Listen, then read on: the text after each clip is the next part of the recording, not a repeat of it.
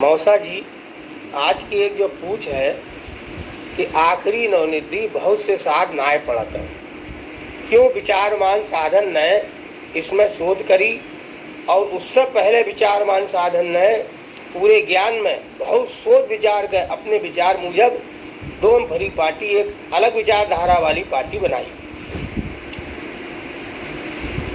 जबकि ज्यादातर साधवाई को मानना है कि ज्ञान में ही जो नवनिधि है। अगर निर्वाण ज्ञान से ही पूछ करें तो लगमात है कि राम और लक्ष्मण भरत शत्रुघ्न जन्म जन्म के जी चेहरे, और ये जगह पाई है कि जा जोड़ी के खाक का सब कोई सुनो बखान, और ये जोड़ी आगे लगे चाहे के परमान।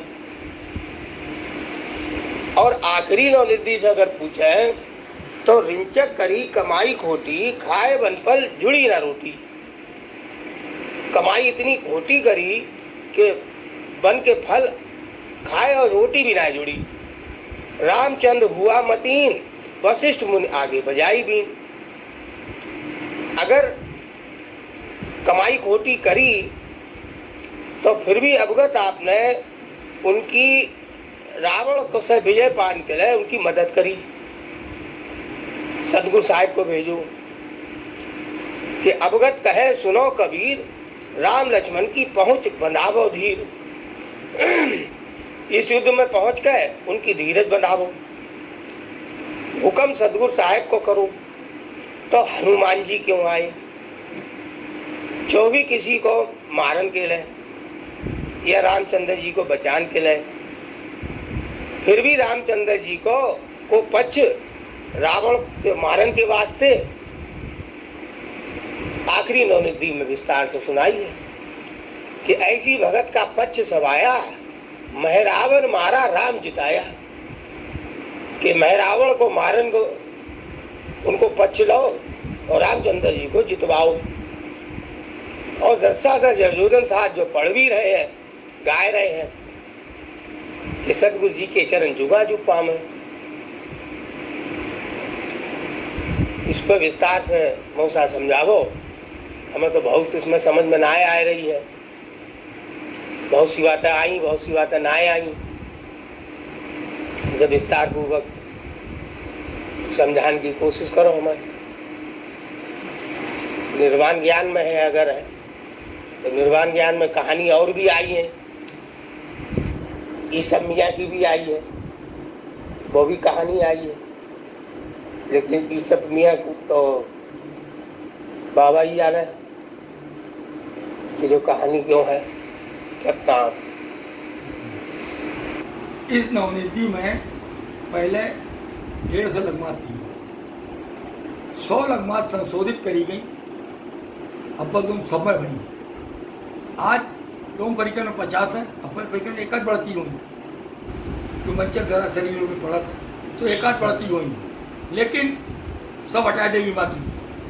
क्योंकि इसमें बहुत सी ऐसी थी जो रामचंद्र जी को इतनो गुणगान इतनो बहुत हो, तो गुणगान तो निर्वाण ज्ञान में सिर्फ अवगत आप सदगुरु साहिब साथ को जो जरूर दुनिया साथ की गुणगान गाए। जो जरूर आई है कि जा जोड़ी के खाक का सब कुछ सुनो सुना बखान। खाक के मतलब होते कैसे इनने तलवार चलाई, इसके बखान सुनो। और फिर कही जाए रिंचक करी कमाई खूंटी, बेकार धन कमाई राम की। एक तरफ पढ़ रहे हैं धन कमाई राम की, और एक तरफ पढ़ रहे हैं रिंचक करी कमाई खूंटी। अब धन माने या खोटी माने? देखो, जर्जोधन साहब ने 12 बानी पढ़ी, 6 उनने नवनिधि पढ़ी, 1 जथा पढ़ी। निर्वाण ज्ञान इतने है उनको, किसी में ऐसी लगमात एको ना है जो निर्वाण ज्ञान की किसी भी लगमा से कट जाए। वे इतने मतलब अच्छी उनने पढ़ाई करी, इतो मतलब बढ़िया ज्ञान मतलब उनको वो है। फिर जो कैसे जहाँ में किसी ने घालमेल करो कि वे एक तरफ कह रहे हैं रामचंद्र हुआ मती, वशिष्ठ मुनि आगे बजाई भी। आज हम सब जने क्या किसी के सामने विनती कर सकते हैं? बीन के मतलब विनती करी। हम जो आज उस त्रेता में है, जो त्रेता कलयुग से बहुत लगो हुआ है, और वे तो थे द्वापर में। वे कैसे करते विनती, कैसे करते? वे कह रहे रामकिशन उन्हीं का किया, सच सच कह के वे भी दिया, तो भी विनती उनकी करते वार्षिक मुनि की। कर प्रणाम कुटुम सब होती, जब भी चल रहे जंगल केले पिता अपनी की बातें मान के, तो क्या करे, कर प्रणाम सब पूरे परिणाम कुनबा को और गोत्र को सबको प्रणाम करो। हम सब जने क्या प्रणाम कर सकत, कोई बताए दे किसी ने किसी को प्रणाम करो हो जाए। प्रणाम के मतलब होता है उसके 5 छू के अपने माथे से लगाए लेना, जो प्रणाम है। कोई कर सकत तुम? कितनी अधूरी वाले हमें फिर भी नहीं कर सकत, ये तो द्वापर वाले थे। देखो ऐसी बातें, देखो रिंच करी कमाई खोटी कह रहे हैं। और फिर देखो लक्ष्मण ने तो पर्दा किया, बहुत गुना आगे को लिया। अब जो द्वापर को हाल है और सतयुग में वे कह रहे हैं कि उनमें परमेश्वर हुआ पंधारी, सदगुरु ने कर पे उतारी। पंधारी का मतलब उन्हें प्रण धारण करो, हम सतगुरु साहिब की सीख को मानेंगे, उसे ही पर चलेंगे, इसके अलावा किसी को नहीं मानेंगे। और उसके बाद तुरंत ही तो द्वापर आओ, और उसी वक्त द्वापर में आए के उनकी जो हालत हुई गई, उन्हें पर्दा करो। पर्दा करके मतलब है सतगुरु साहिब से हुक्म अदुली करी, कहाँ पर करी, तो बहुत सी बात में। और देखो लगमाते हैं कि कह रहे कि एक लगमाते हैं आज में उनको नाम तो परमेश्वर। तजुग तो दुनिया वाले के हिसाब से है 7 तो उसे आद मानत है, क्योंकि उस समय सतगुरु साहिब ने सब कुछ बताओ, तो वे कह रहे हैं हथलेवा त्रेता युग, हथलेवा रसमन युग, और वो रसमन युग हो तो त्रेता युग हो, ऐसो ज्ञान से लगत है। तो अवगत कहें सुनो कबीर, राम लक्ष्मण की पहुँच बढ़ावो दी। अवगत आपने कबीर साहिब को कम दो, अवगत आपने जब कबीर साहिब को कम दो कि तुम धरती और आकाश बनाओ, तभी उन्हें बनाओ, जबकि उनकी सुपुर्द सब कुछ कर दो। कह रहे 5 तट का किया पसारा, 100 सौंपा सतगुरु को सारा। तब भी सतगुरु साहिब ने उनसे कही हुक्म करो तो कीजिए छाया, हुक्म बिना होती नहीं माया। सतगुरु साहिब ने उनसे कही हम तो तुमका आध हजूरी, तुमरे हुक्म करे सब पूरी। और सतगुरु साहिब उनकी इच्छा को स्वरूप है। सतगुरु साहिब जो वे हुक्म करेंगे वो पूरा करेंगे, तो उन्हें हुक्म भाव राम लक्ष्मण की पहुंच बढ़ावो दी। सतगुरु साहिब एक हमारे साथ में लिखो है, सतगुरु साहिब तो आए लेकिन उन्हें हनुमान को भेज दो, वे अलग रहे, ऐसा कुछ नहीं है। वे जब जो हुक्म हो वो वही करेंगे। उन्हें हुक्म भाव तो चल देखो दुनिया का भाव, दुनिया को भाव देख के चले गए।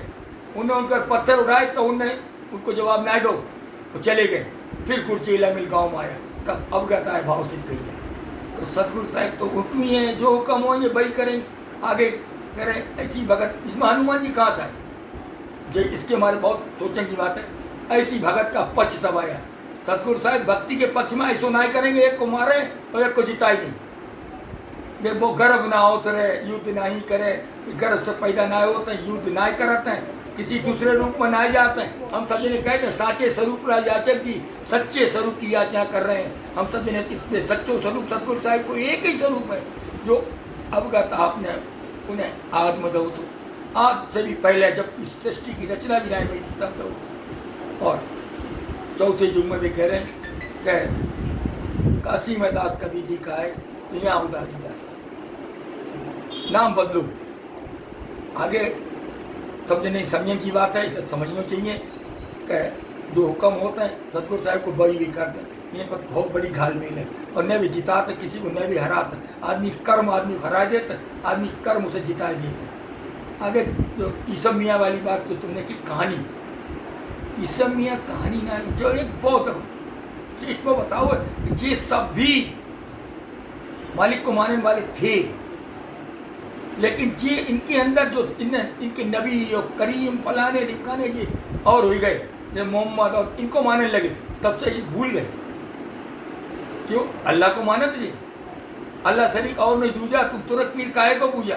तो जो बताई कि सतगुरु साहिब उन्हें समझाना आए, ये सब मियाँ उन्हें नहीं मानी उसको, जो वो उनको जो हाल ही बताओ उनको, जो वो उनकी शायरी में उनके शायरी भरो, किसी गलत की तुम शायरी भरोगे उसको सजा बराबर की मिलेगी। तो उनके जो बहु पूता थे वे भी कोकड़ा कुकड़ी करते थे। सतनाम।